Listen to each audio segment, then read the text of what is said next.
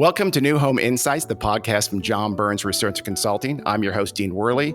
If you want to follow market trends, demographics, capital, new ideas, and endeavors that touch on housing, we're going to try to make sense of that every couple of weeks. Let's go.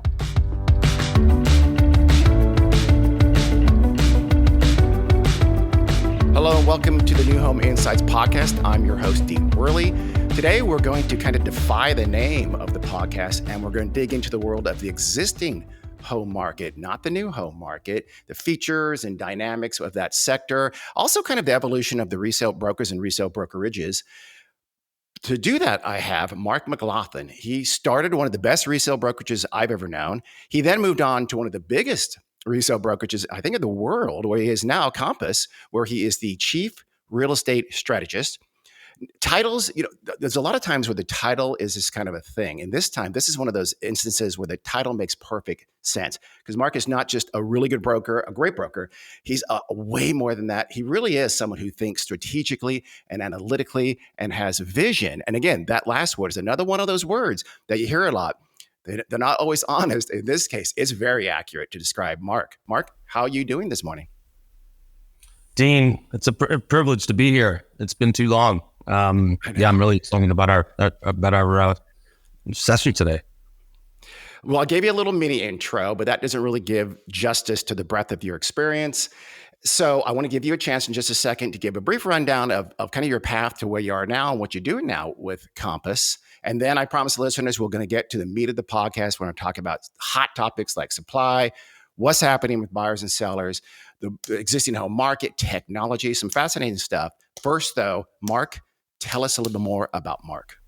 Yeah, just a quick snapshot of my past. In 2009, in the great financial crisis, I was lucky enough to be around to buy Pacific Union in the San Francisco Bay Area. At the time, it was 450 people, 17 offices, just shy of 2,000 trades for about $2 billion in sales volume. So the average sales price just shy of $1 million. Over the next 9 years, we built that business to be $14 billion in sales on about 10,000 trades a year in 50 offices up and down the coastal line of California. When Compass came knocking and acquired the business in 2018, I stayed and ran the business for a couple of years, and then I exited to do some really kind of fun consulting work, skiing, biking, emphasis on skiing and biking. And have just literally within 90 days rejoined Compass again as the Chief Real Estate Strategist. And to your point about, using facts and being quantitative and looking at things strategically, I do think I look at the industry from sort of 30,000 feet.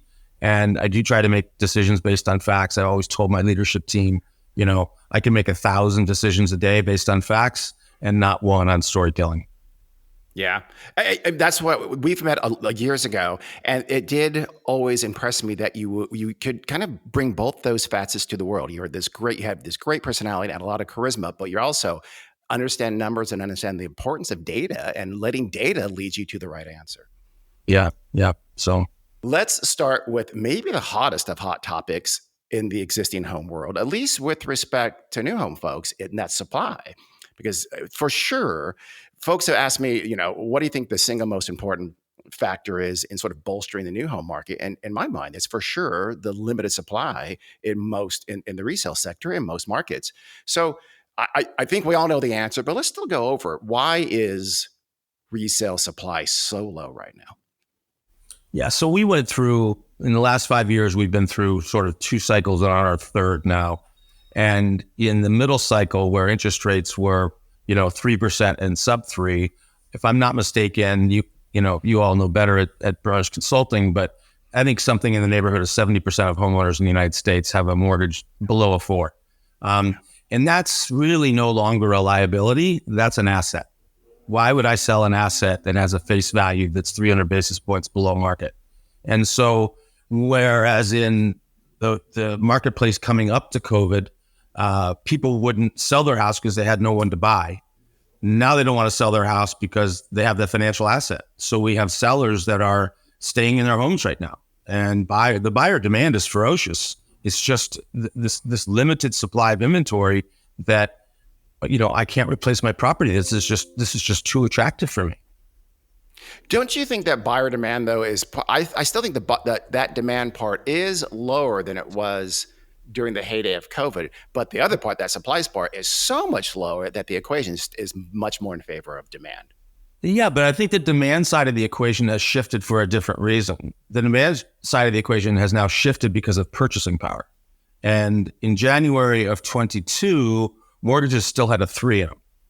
By July of that year, they were midway through the 6s. So the purchasing power of my dream home looks like this. Okay. Well, in a 6-month period, your dream was compromised unless you were willing to increase your spend, right? If you think about the monthly mortgage payment, unless you're willing to increase your spend, your dream got compromised. And in COVID, you could say, okay, now I can move anywhere. I don't have to focus on the city center or, less than an hour's commute from my office. I can move anywhere.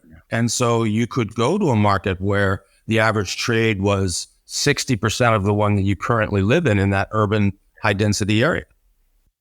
Yeah. It sort of realized untapped demand that had been there all along, but it allowed it to be real.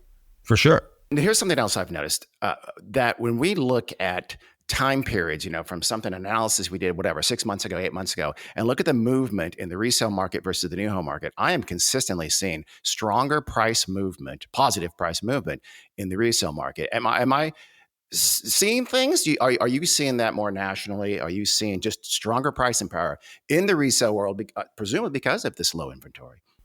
Pricing power meaning price increases? Yes. Yes, you would definitely see, even though we have limited supply, and we have significant demand.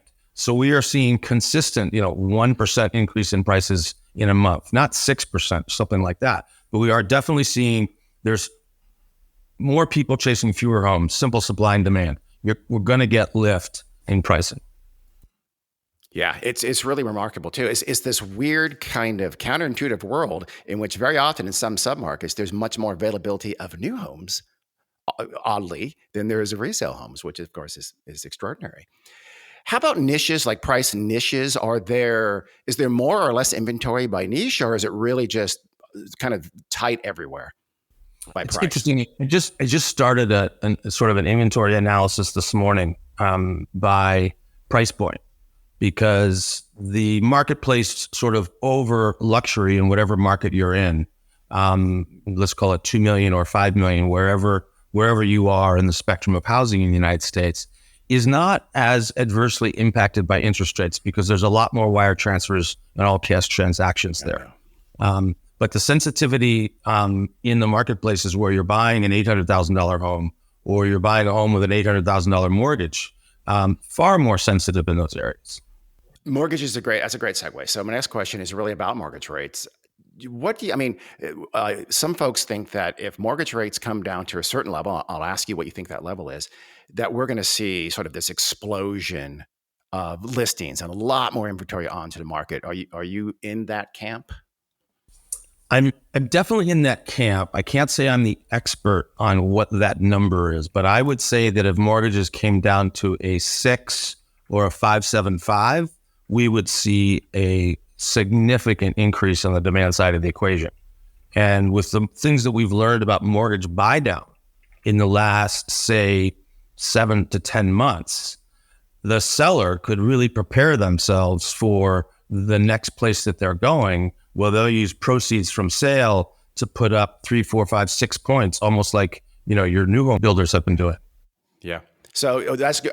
Okay, good one. Another one too. So are you seeing the strategy of some sellers in the resale world making offers to buy down that seller's rate the way a lot of the bigger new home companies do? So back in April, I think I watched one of the John Burns, weekly podcast, and you all lit up what the home builders were doing. They had inventory. It's cheaper to buy down the mortgage than it is to reduce the price of the house. We have been ever since really doing best efforts to articulate that same thing, not necessarily to the buyer, but to the equivalent of the builder, is to the supply side in the equation, to the sellers. Like, it's in your best interest to put up 2, 3, 4, 5 points to buy the seller's mortgage down. It's a much I mean, the home builders had that conversation in their conference room by themselves. Like, they didn't need outside advisors for that. Yeah. So we have to be in there as the real estate professional, articulating the strategy of the seller who's never even contemplated a financial transaction like this before, right? And then you got to get the buyer's agent involved to have the buyer think that through. No, we can move the needle on your mortgage by a point, right? Yeah. Through buy bonds, but they've never been through that either. So there's this whole acclimation to a brand new cycle related to the synthetics, if you will, of mortgages. That's fascinating. Let's get back to the strategy of buyers and sellers in just a second. Let me loop back to kind of finish my thoughts on mortgages, if you will. And let's take the opposite. So if we're getting down the 5.5, maybe high fives, we open up a significant amount of supply within the resale world. If we get down low fives, do you think it's something like, I don't know, a tsunami? Let's not overdo it, but do you think you get just a really substantial amount of new supply at five-ish or something like low fives, let's say? Absolutely. You know, in 2021, what do we do? 6.2 million home sales in the United States. This year will probably be 4.2, something like that, maybe 4.3 on a lucky day. So that's 30% movement, right? If we bring mortgages down to 5% again, I can see going way over 5 million. I don't know that we'll ever see 6.2 again. So yeah, those would be my thoughts for sure. That's a good point too. We do have to be careful of anchoring to times that are abnormal, that are kind of ahistorical. And the COVID thing was abnormal. It's like looking at 2004 and 2005 and pretending that was the real world when it for sure wasn't. So we always have to be careful of the past when the past is weird in some sense. We would have a flawed set of expectations if we thought sort of under any scenario we'd get back over 6 million homes sold. Yeah. Yeah. How about the other direction, though? Is there a mortgage rate that is too high even for the strengths we are seeing in this market? I'm continually surprised by the resilience of the housing market. I know a big part of, like we said, is low supply. But is there 8 plus? Is there 9 where we really start to see these transactions start to really diminish? I sure hope not. But that hope is not a very good strategy in that. Yeah, I think that just the purchasing power of the consumer it's an emotional defeat, right? Because I saw what I wanted. I saw the price that I wanted 18 months ago. I didn't pull the trigger. Maybe I was outbid, 5 different times. And I said, I'm just going to take the sidelines for a moment and see everything just settle down. Well, it hasn't. It hasn't. It's slowed down. I think this is back in 2016, 2017, when we were doing those economic outlooks. There's a big difference between deceleration and deflation, right? Deceleration still means you're accelerating just at a slower pace. Yeah. You can be excused, by the way, buyer, if at the end of 22 or maybe even really early 23, you thought prices would continue to moderate because, we were all pretty surprised by how strong 23 was been with, at first, much lower rates. But like I said, the resiliency of this year has been pretty impressive. I'm assuming this is true, but are you seeing a lot more multiple offers? In a sweet spot of the product range, we definitely see multiple offers. Now, are they, big double digits? Not really. They're probably north of 5, though. If it's a home in your neighborhood that's in that medium price range where there's going to be a 70 or an 80% mortgage on it, and the property is fixed up where you can kind of move in and go to the movies, and it's modern, it's going to get a lot of attention. The one on the hilltop or the one that needs a lot of work, the discretionary capital and the reserves required for the mortgage is not really there. Okay. Are you seeing an increasing distance between bid and ask, between the final sales price and the original asking price? To the downside? To the upside. I'm seeing a more positive distance. We're seeing again in some of those markets, really the stronger markets, the more core kind of markets. We're seeing that go up from the mostly 0, if you look at the average, into 2, 3, 4, 5, 6%, which is surprising me again. Well, there's a lot of markets in the United States where housing prices have had a lift of 1% and 2% month over month. So by definition, if you're going to have multiple offers, you're probably going to move through that range. Yeah, that makes sense. Okay. Okay. Okay. Now let's go back to the buyers and sellers. Now you mentioned that in terms of you're seeing more folks that are offering or somehow manufacturing some kind of a deal of a mortgage buy down. The way, I mean, that's really been the secret sauce of a lot of the new home incentives. Yep. But that's difficult because essentially when a new home builder says, okay, we're going to do buy downs now, every single home they offer is doing it, but with a reseller, you're educating folks one at a time. Oh, I would say that the opportunistic people, sellers sponsoring the buy down is probably in the 5 to 7% of houses range. Wow. Pretty small. So it's just very small. Getting that message out is just not simple. It's hand-to-hand combat. Yeah. Do you see it growing though? I mean, that's higher than it would have been. Do you see it growing? Well, if we want to move properties for sellers, we have to educate them that way. Yeah. Yeah. What other strategies, what other tactics or strategies are sellers using right now to make that deal? Besides maybe offering a buy down? Yeah, I mean the Compass Concierge program that's been around for 4+ years now, where the capital is available to you as a seller to doll up your home. Well, it's unfortunate that sellers wait to the point in time where they're going to sell their home to doll it up, but it's certainly you do it because that's what the demand represents. The demand requirement says, I want the house fixed up, ready for me to move in, sell my family, whatever it might be. So that's definitely one of those phenomena that we keep coaching sellers on. Yeah. How about in terms of being strategic about who they are outreaching to? What I mean by that is the buyers right now, because so many folks, like you said, over 70% are under 4.0. They're kind of off the boards. But the buyer types that are still in the market are people who are kind of a little more motivated to buy, like their relocations, or their family is growing, or their family is shrinking, something that really is kind of pressing you with some urgency to buy. Would sellers, I don't know how they do this, but could and would do sellers kind of try to target those people specifically? Is that even possible? We can do some pretty, I wouldn't call it precise, but we can do some specific demographic targeting.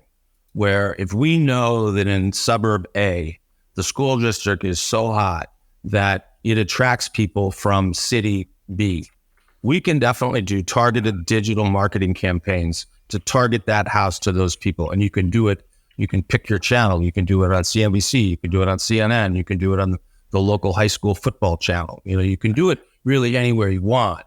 But the really good real estate professionals have not anecdotally, I know where the buyers are coming from, but empirically, I know where the buyers are coming from, and do digital campaigns to address the buy side of that. I was just thinking weird, like, could you target people who are getting married, people who are getting divorced, I hate to say it, people who just had a baby or had multiple kids, things like that, because those are the people who might be a little motivated to change the kind of home they live in. Yeah, there's AI embedded in technologies now that completely permit you to do that.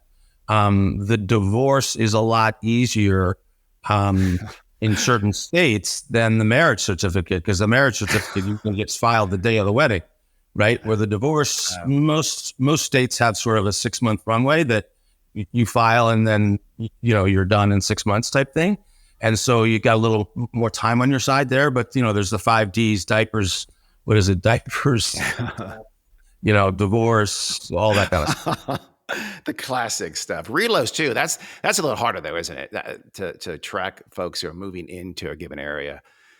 But those people are ripe. Obviously, they need to live somewhere. So yeah. Are buyers right now being more acceptant of these high mortgage rates than we might have thought they would be, based on this intent? Hey, I'm just going to refi in a couple of years when I'm pretty sure that mortgage rates are going to be lower. I mean, is that just pervasive? We definitely hear that conversation quite frequently, and we hear it from the lenders in the country too. Is that, are they pricing that in, and are the rates just a little bit higher than they need to be? But the buyer is, I think, very hopeful. Again, not the best strategy in the world. That okay, I'll take this 7.75 right now, and in 24 months, I think there's going to be a 5 out there for me. Well, I absolutely got the prediction in the early part of this year wrong as to how fast the Feds would raise. And everything I'm hearing is higher longer. So when will that actually come to fruition? If it's this time next year, like pre-election, if you will, I think there's a lot of pent-up demand on the sidelines. Most of the folks, because that happens a lot in the new home world too. So when we're talking to new home sales agents, that typically seems like they're thinking 2 years, maybe 3. We can make this work, this higher monthly payment than we expected. We're not going to eat out nearly as much and go to the movies and stuff like that. But we'll make it work for 2 or 3 years when we think that mortgages will be lower. That seems to be a rough timeline, I guess. Yeah, and big difference between the new home builders and the sellers in the United States, because the new home builders have inventory they need to move. And the home seller has a choice. Like I stay right here in my rocking chair. Yeah. Should I not ask this question, but what happens if we don't get to this lower mortgage rate environment in 2 or 3 years? Or is that just too depressing? Well, we're diligently preparing for next year, which we think will be same, if not slightly less than this year in terms of number of homes sold in the United States. And we just want more than our fair share of those. So, but if this lasts for 2 years, there's going to be a lot of real estate professionals that are looking for work somewhere else. Yeah. Yeah. And we do. John Burns Consulting, Research and Consulting does expect mortgage rates to come down, but not super rapidly, but come down enough to where this refi kind of strategy could work. Yeah. So plus with all if you think about all the tragedies that are going on in the world right now, in the Ukraine, Israel, it's just, if that type of geopolitical things keep going, the safest haven for capital in the world is going to be the United States of America and the 10-year. Yeah. And if there's an increase of demand for the 10-year, that would put pressure on interest rates. Well, yeah, I know. It's so hard. I mean, what we do is we peg it to what bond market thinks is going to happen with mortgage rates. But even then, like you said, there's always some event that could smash that expectation in a night. And I'm by far from an expert on that. So you could even delete that section. No. What's happening with investors just more generally? Are you seeing more investor type buyers, less, same as, let's say, a year or two ago? When you say investor, do you mean home for rent? Not that, but also anyone, but mostly that kind of people who are going to buy it to rent it out. Also maybe even flippers as well, if you want to kind of disentangle those two. Yeah. So broad strokes on the investor buying a home to rent it out. If it's definitely slowed since sort of 2021. Because if you think about it, they were chasing yield, right? They were chasing yield, and here's a fixed asset class giving off a great yield. You can lever it up to a certain point and benefit from the appreciation. So we're seeing less of that. The fixers and flippers have decelerated as well, although the borrowing costs in that channel is such a short period of time that it wouldn't have the same, it's going to have an economic impact on the trade, but not to the severity if you held it for 3 years. Yeah. So, I mean, they're thinking 3 months. So it's just going to be a really short timeline, 6 months max typically. I think our definition is within, if they buy and sell within a year, but mostly they're thinking 3 to 6 months. Yeah. So their carrying costs are not as significant to the trade. Yeah. So you still see those folks, they're still in the market. They're still a big part of your demand. Oh, definitely. Significant. Okay. Okay. Yeah. Anything like the latest with buyers? Are you seeing any changes there? Like you could, for instance, think of folks who don't have a mortgage, like people who are renters or people who are forming a brand new household, moving out of the parents' house kind of a thing. Are you seeing more of that type? Because those folks are also going to be perhaps challenged by price too, aren't they? Sure. And important to distinguish between somebody who's coming from a rental situation into the buyer pool, but they're going to use a mortgage versus not. Yeah. Going back to the generational wealth transfer that's going on right now. We see, I think we're up to now 28% all cash, where 4 or 5 years ago, that number was probably 20% all cash. So there's a lot of cash in the marketplace. That was actually literally my next question is you're definitely seeing more cash buyers, and that's a direct consequence. Are they spending maybe more than they thought to? That is to say, maybe when mortgage rates were lower, they would have put just 50 down and kept the rest, but now they're going all in because they don't want to have that 7.5% mortgage. I don't have a precise answer on that, but anecdotally, I would say yes. But they are paying more for the asset because the asset class is rising. And, there's some areas, in the tax-free states that are in the Sun Belt, those states get a lot more of attention than the others. But we're also seeing, the mountain resort towns having, incredible appreciation over the last 5 years. Incredible, like over 100% in 5 years. I think you are in one right now, I believe, judging by what I see behind you in your window. Jackson, Wyoming. Jackson, Wyoming, yep. Okay, let's move on to the market. Do you guys track sort of hot market versus cold market with respect, whatever its price or whether there's a volume of transactions? Are you looking at different markets across the country? Because you guys have a pretty much national footprint, if I'm not wrong, right? Yeah, we operate 500 offices around the United States. So we're in just about every major market, all the NFL cities, all the nice resort communities, everything like that. And New York City has seen a fantastic resurgence, absolutely fantastic. And the state of Florida, I think they sort of ignored COVID down there and just kept going on with their lives and have done exceptionally well. But, Telluride, Aspen, Jackson, all those types of places, fantastic. We've had a fantastic run up in Austin, and that's tapered as well. So it's sort of the faster on the uptake, maybe the faster on the downstroke. Yeah, it sounds a little bit like it. This kind of scenario or these dynamics within markets probably track pretty close to the new home markets as well, don't they? It's still based on those same fundamental factors: supply, demand. I don't follow that as well as you do, but instinctively, I would probably agree. How about the strongest price niches? Again, are you seeing with the all cash buyer? Are we actually seeing more demand at some of the higher price niches than we maybe again say a year ago from now? Well, it's certainly not as soft as where you see when the mortgages get to, if we're talking about the high end, when the mortgages get up to $1.5 million and $1.8 million, the transactions start to turn into cash. And that $1.5 million to $1.8 million mortgage is going to be very, very expensive. A $3 million mortgage at 6.75, you got to have a hell of a career or hell of investments to support the debt service. Yeah. That's that. You almost have to be an all cash buyer, and it probably means that folks at those price niches probably have the wherewithal to be a cash buyer. Yeah. Except in maybe the cores like Silicon Valley, where $1.8 million townhome is like a starter home, and they are going to have to get a mortgage. Yeah. How about the who of the buyer? How that changes? Are foreign buyers, generally speaking, lesser presence than say a year-ish ago? Bigger presence, about the same. When I got your questions, I actually went and did a little bit of research on that, and I think the foreign buyers right now are at the same level they were at in 2009, sub 15% of the market. And in 2016 and 2017, when China changed its currency laws to make it restrictive to get capital out of China, we were big participants in sort of developing a China concierge back then. It really kind of shut that flow of capital off.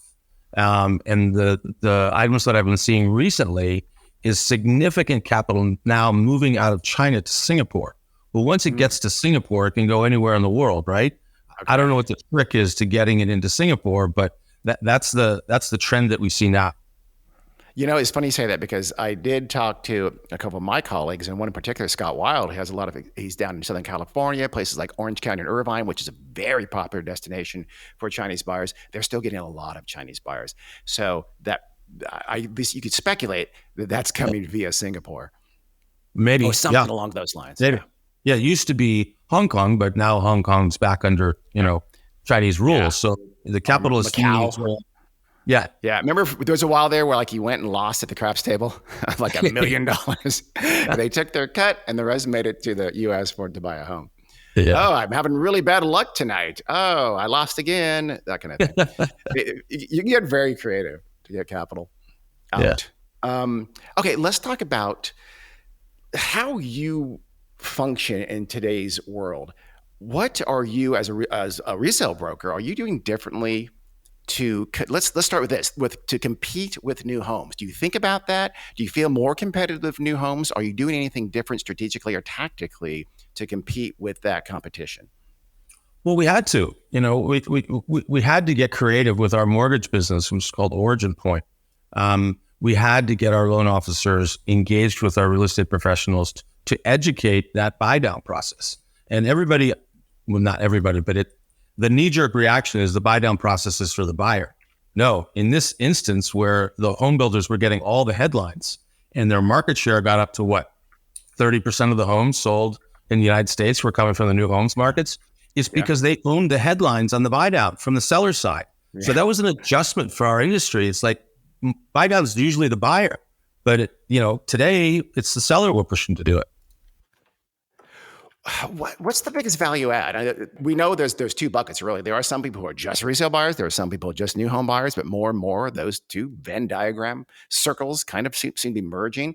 Is there something, what's the single best value add that you as a resale broker bring to your client? So this is a bit of a longer answer, but it was true in the great financial recession. It was true in the great financial crisis. It was true in COVID, and it's true now.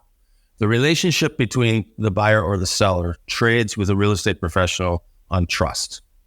And trust is a loyalty card that's handed from the client to the real estate professional. And that card is earned over a period of time through advice, knowledge, recommendations, experience.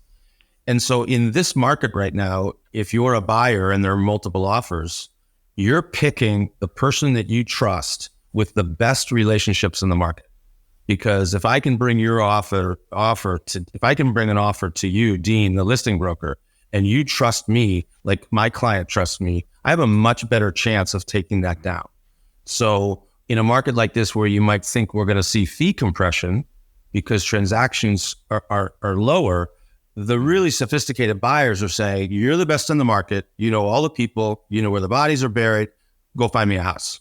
Or if I'm a seller that has just lost a job, or my mortgage rate just incremented up, indexed up, same thing. I want the person who I trust who's going to move this asset for me. So that is like a constant theme that I have at Compass, is that, your clients are doing business with you because they trust you. And if you think you're close to your clients, get closer. Yeah. But really it's about, you, the agent, this market, and you're going to tell me, the client, what I need to do to maximize my price. Is that, whether it's staging or whatever, those little things that I don't know because it's not my area. Yep. And I went back through Real Trends, who publishes average fees per year. I went back 30 years for commissions, fees, and looked at different economic events, and looked at different technology events and what impact they had on fees. And the tougher the market got, the more fees went up. Because of that trust card that the buyer or the seller comes to the real estate professional and says, either I'm in a tough spot that I have to sell, or I'm in a tough spot, I want a house, and I can't find one. So it doesn't, the 2 points on the commission on this cost of the trade doesn't matter if I can't sell the house or if I can't buy a house. So the consumer has voted with their checkbook, although we don't use those anymore, literally for years, that they value advice over discount. Okay. And you really need to be someone who is really an advisor, not just someone who's looking at MLS and bringing it.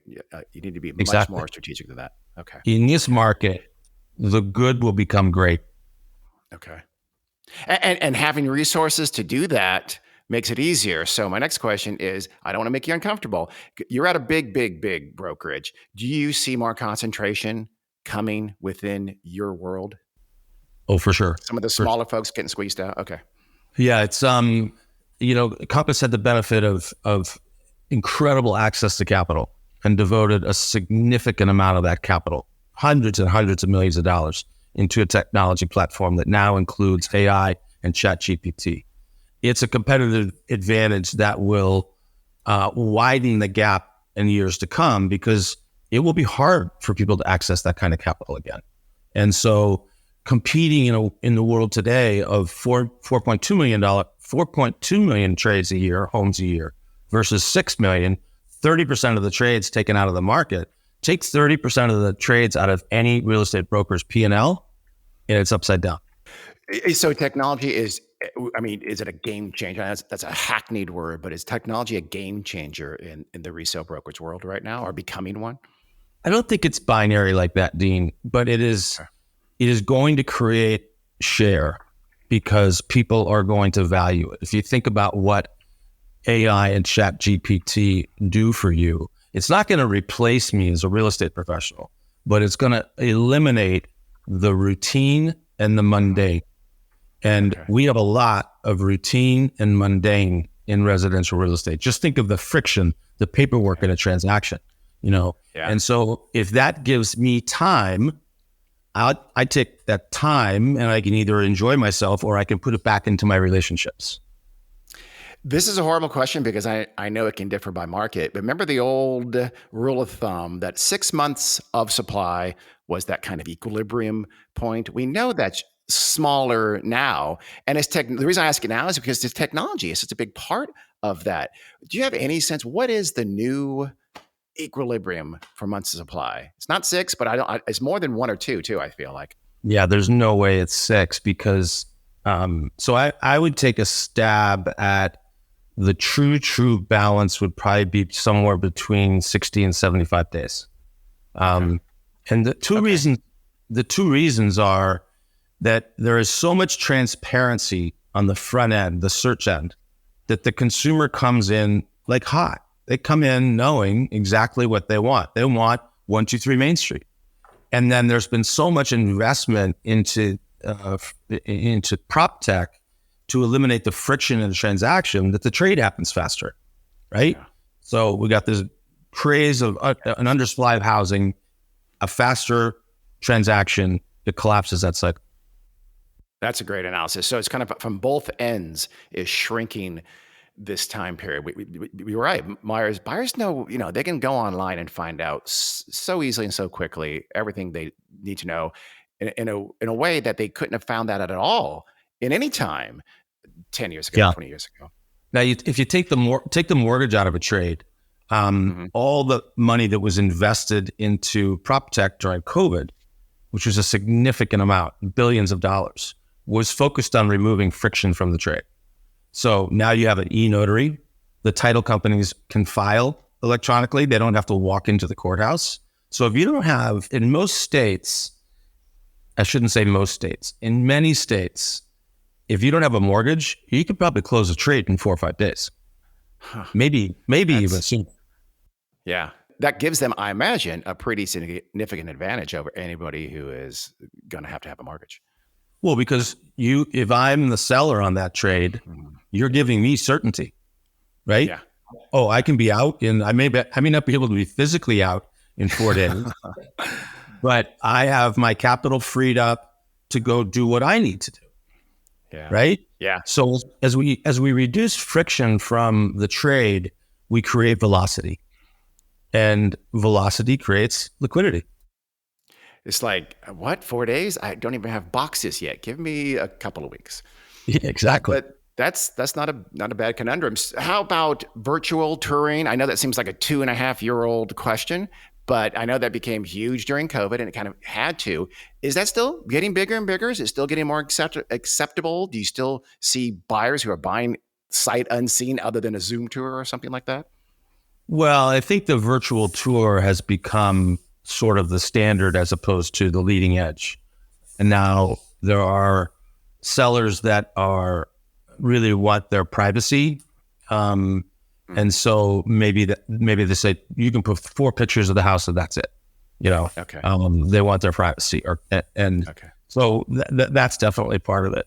And what was the second part to the question?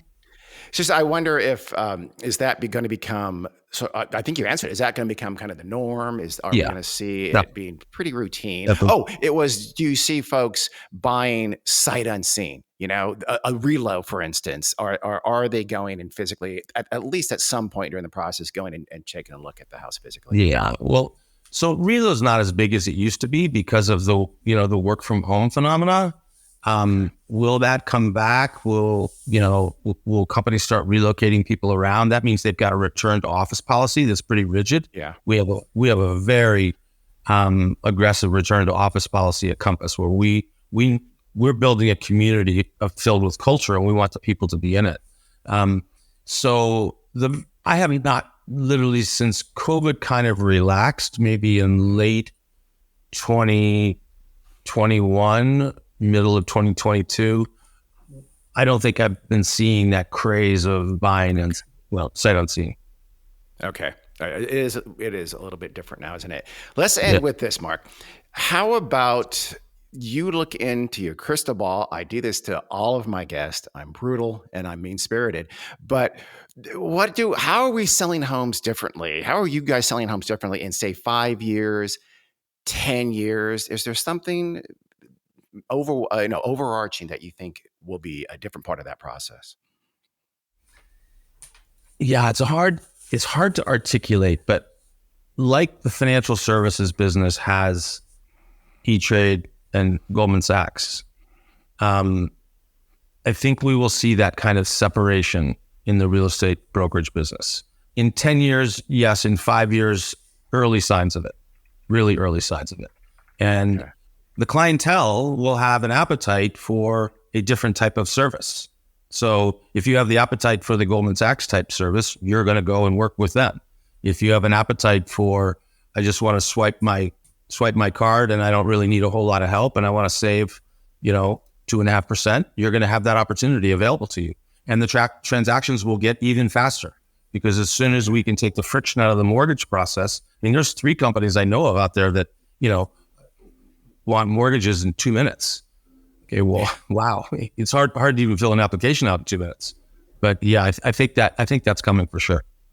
So days on market is just going to shrink and shrink and shrink, probably, or is that more? Well, that's going to be a function of that equilibrium, right? Yeah, like if interest rates go to 10, the ones that trade are going to trade at a big discount and probably go pretty fast. Yeah.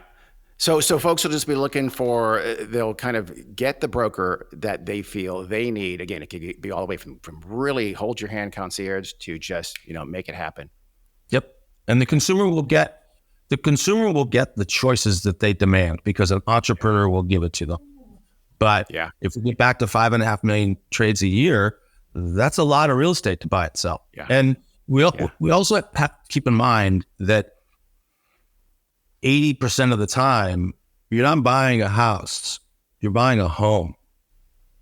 And the shelter for your family and the experience of that shelter and its proximity to whatever it is you like to walk to. When people say, where's the best place to buy a house? I'm like, well, do you prefer sunrise or sunset? And what do you want to be able to walk to? If you want to be able to walk to the water, you should buy it near the water. Yeah. Yeah. You think about that. That's true. If there's any purchase in your life that you need help on, it's a home. You don't have car brokers who come into the horrific car dealership with you, but for a home, that's not just the biggest purchase of your life, is by far the most important purchase. Yeah. And you as a consumer probably buy and sell a piece of real estate every 7 years. So while there's a lot of consumers that think they're experts in everything, but maybe not in buying and selling real estate against someone that does it 25 times in the same zip code every single year. Yeah. They kind of make the market. So those people will have very bright futures. Mark, let's finish with one of the kind of hottest buttons in the brokerage world these days, and that's commissions. The traditional 6% commission, typically paid by the seller and shared between the seller and the buyer agents, has been under some pressure lately. How do you see that playing out? I like the way you referred to it as pressure. There's certainly a tremendous amount of attention on the way that the brokerage industry gets compensated. And I do believe, and I believe Compass also believes, that one thing that's going to change sort of from a practical perspective is our behaviors. And a couple of three things are going to be included in that. First, we're going to have to be more pronounced that commissions are negotiable. They always have been, but maybe it's been in the fine print. Maybe it hasn't been sort of the billboard along the highway. We're not literally going that far, but we're going to have to be more open and communicative with our clients that commissions are negotiable. To follow on that, commissions are also the commissions are also going to become far more transparent. Like there's $1,000 paid to a brokerage company in a commission, then everybody involved in that transaction will have to be laid out how they got paid. Did it come from a lead source, or did it come from a referral? That person's name will be there with the amount of the referral. If it came from Zillow, Zillow will be there that it came from Zillow as a lead source. So there'll be far more transparency. One place we hope sort of the pressure doesn't go to is forcing the buyer to pay the buy side of the trade, because it would severely compromise the first-time home buyers in the United States. Some of these government-related loans that have, very small denominations down, 3%, 5%. If they had to come up with another, 2+%, it's going to compromise their ability to live the American dream. That's a hugely important point at the end. I know I've seen that in the media coverage of this issue, but if this does become kind of transferred to that buyer, especially in the entry level, which is so critical, who's already paying different fees and is struggling to get that down payment, that could have a really marked negative impact on the housing market. Yeah, definitely. Now, it's been being batted around that, the MLS should not be offering a compensation to the buy side, or give the homeowner the choice is really how I should rephrase that. Give the homeowner the choice of not offering compensation on the buy side of the trade. Well, interestingly enough, in 2019, in the state of Washington, the rules or the guidelines of the Northwest MLS changed not to require the seller to offer compensation to the buy side. We're 4 years into that now, and 97% of the homes offered through the MLS have buy-side commissions included in them to the procuring cause compensated broker.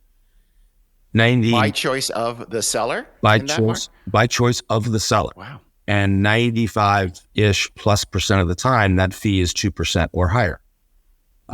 So, there's practice for 4 years now that the seller isn't really objecting to that compensation, and it's setting the market fee at pretty close to what you might say is industry average.